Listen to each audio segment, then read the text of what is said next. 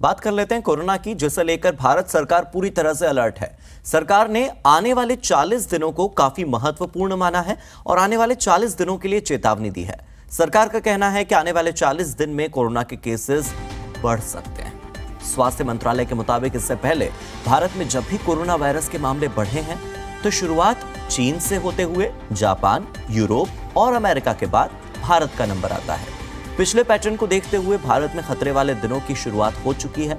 आपको बता दें कि भारत में 29 दिसंबर को कोरोना वायरस के 268 मामले दर्ज किए गए, जबकि 28 दिसंबर को कुल मामले 188 थे, यानी कि एक दिन में 80 केसेस की बढ़ोतरी, जो कि ये दर्शा रही है कि भारत में टेस्टिंग तो बढ़ी है, साथ ही साथ कोरोना के केसेस भी बढ़ गए हैं। हम आपको ग्राफिक्स के जरिए दिखा रहे हैं कि किस तरह से अलग अलग तारीखों में टेस्टिंग हुई है।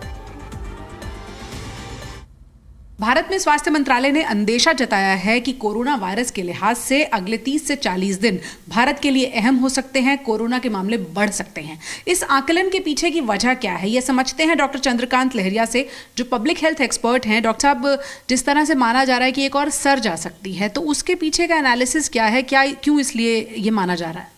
मुझे लगता है कि भारत में फिलहाल कोरोना की अगली वेव आने की संभावना काफ़ी कम है, लेकिन फिर भी सावधानी बरतना एक महत्वपूर्ण बात है। यही सरकार कह रही है और उसी बारे में अधिकतर जिक्र हो रहा है। लेकिन जहाँ तक 30 से 40 दिन की बात आती है, उसके पीछे विचारधारा है कि अब से पहले जितनी भी वेव हुई थी वो करीब 30 से 40 दिन में शुरू होने के बाद खत्म हुई थी।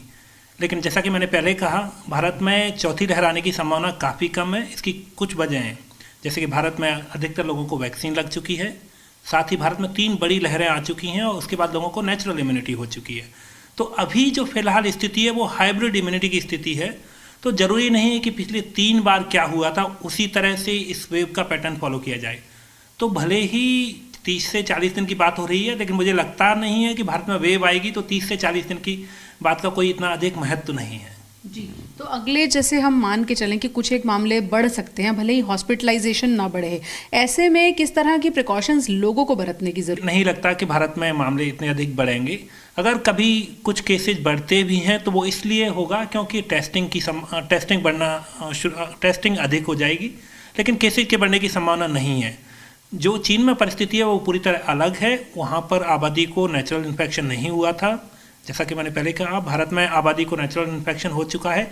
ऐसे में फ़िलहाल केसेज के बढ़ने की भी संभावना अधिक नहीं है। लेकिन एक बात याद रखने की है कि अगर किसी को, कोई भी व्यक्ति बूस्टर डोज के लिए एलिजिबल है तो वो बूस्टर डोज लगवाएं।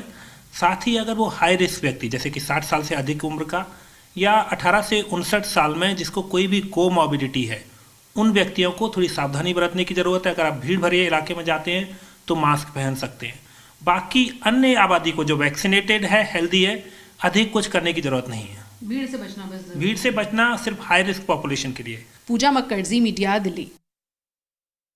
भारत के स्वास्थ्य मंत्रालय ने चेतावनी दी है कि भारत में अगले 30 से 40 दिन कोरोना वायरस के लिहाज से अहम हैं, मामले बढ़ सकते हैं। इसके पीछे एक वैज्ञानिक आकलन भी है। क्या वजह है, ये समझते हैं डॉक्टर कौशलकांत मिश्रा से। डॉक्टर मिश्रा, क्यों ये माना जा रहा है कि भारत में भी कोरोना वायरस की लहर आ सकती है? देखिए, कोरोना एक ऐसा वायरस है जिसकी 2 बार पीक हम हिंदुस्तान में देख चुके हैं, और दोनों बार ऐसा हुआ है कि हिंदुस्तान के पहले विदेशों में, स्पेशली चाइना, यूएस, जापान जैसे देशों में लहर आ चुकी है, और उसके बाद कुछ ड्यूरेशन होता है, करीब 6 वीक्स के आसपास का ड्यूरेशन होता है, जिसके बाद इंडिया में लहर आई है। तो हमें लगता है कि हमें तैयार रहना चाहिए।